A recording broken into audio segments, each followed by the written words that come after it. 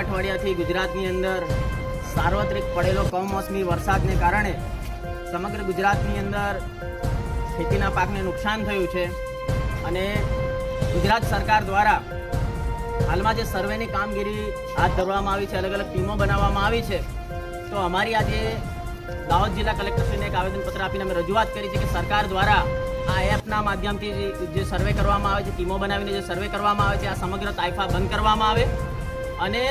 દાહોદ જિલ્લાના ખેડૂતોને એક વિશેષ પેકેજ આપી અને તેમને વળતર ચૂકવવામાં આવે તેવી અમે માંગણી કરી છે।